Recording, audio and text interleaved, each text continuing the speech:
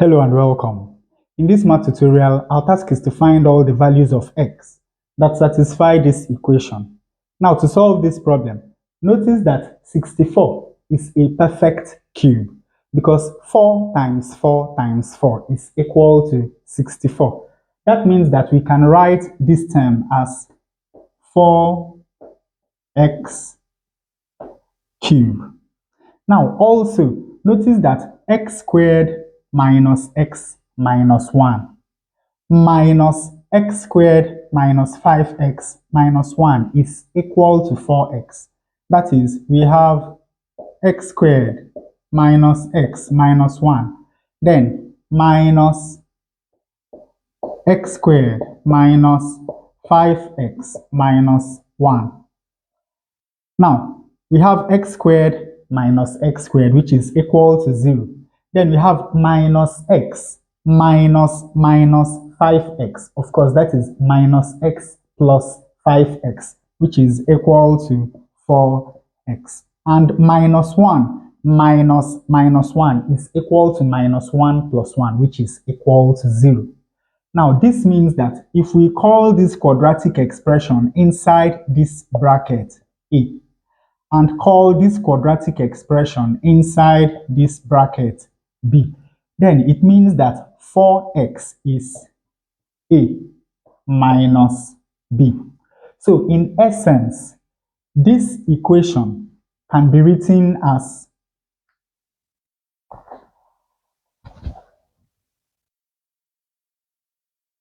A cubed minus B cubed is equal to A minus B cubed. Now, when we expand the right-hand side, we have A cubed. Then we have minus 3 times A squared times B plus 3 times A times B squared. Of course, you know that as the powers of A are decreasing, the powers of B are increasing. Then finally, we have minus B cubed. Now, on the left-hand side, of course, we have A cubed minus B cubed. Now, we have A cubed here. When we subtract A cubed from both sides of this equation, then this will go. We have minus B cubed here. Also minus B cubed. So when we add B cubed to both sides of this equation, this will go. And of course, we have that 0 is equal to 3AB squared minus 3A squared B. Now, when you look at these two terms, you'll see a common factor, which is 3AB. Now, 3AB squared divided by 3AB is going to give us B. And minus 3A squared B divided by 3AB is going to give us minus A. Now, this is equal to 0.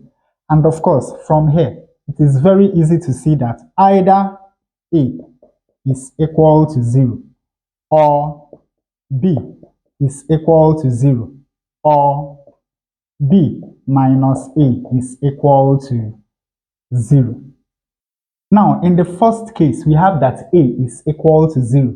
That means that x squared minus x minus 1 is equal to 0. To solve this quadratic equation, let us start by adding 1 to both sides of the equation. When we do that, we have that x squared minus x is equal to 1.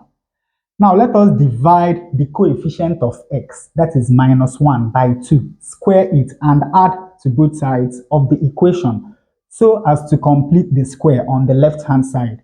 When we do that, we have x squared minus x plus minus 1 over 2 squared. This is equal to 1 plus minus 1 over 2 squared is 1 over 4. 4 times 1 is 4. 4 plus 1 is 5. So this is 5 over 4.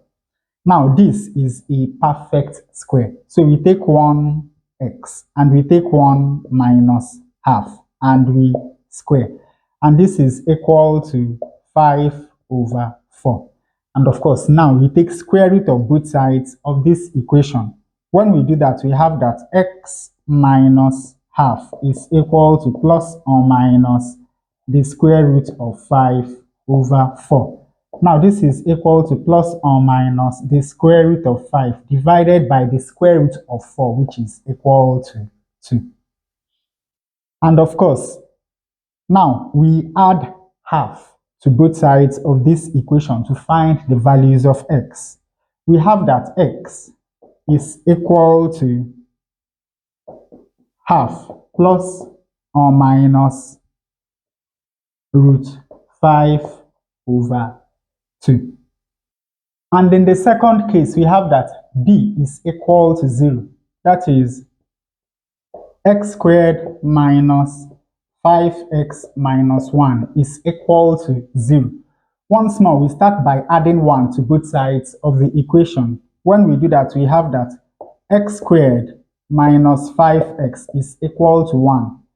Now we divide the coefficient of x by 2, square it, and add to both sides of the equation to complete the square on the left-hand side. When we do that, we have x squared minus 5x plus minus 5 over 2 squared.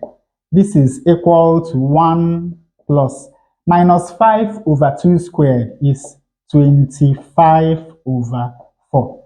Now 4 times 1 is 4 plus 25, that is 29 over 4. Now this is a perfect square. So we take 1x and we take 1 minus 5 over 2 and we square, and this is equal to 29 over 4. And of course, now we take square root of both sides of the equation. When we do that, we have that x minus 5 over 2 is equal to plus or minus the square root of 29 over 4. Now this is equal to plus or minus the square root of 29 divided by the square root of 4, which is equal to 2. And once more, when we add 5 over 2 to both sides of this equation, we have that x is equal to 5 over 2 plus or minus root 29 over 2. And the final condition is that b minus a, that is minus 4x, because remember that a minus b is 4x. So b minus a is going to be minus 4x. So b minus a is equal to 0. That is minus 4x is equal to 0. Of course, from here we have that x is equal to 0. And now we have all the 5 real values of x that satisfy this equation. We have x equal to 0, x equal to 1 plus root 5 over 2, or x equal to 1 minus root 5 over 2, and x equal to 5 plus root 29 over 2, and x equal to 5 minus root 29 over 2. And with that, we come to the end of this tutorial. I hope you learned something new. If you enjoy such content, please subscribe to the channel. Leave us a like to support the channel. Thanks for watching, and you can see more tutorials here.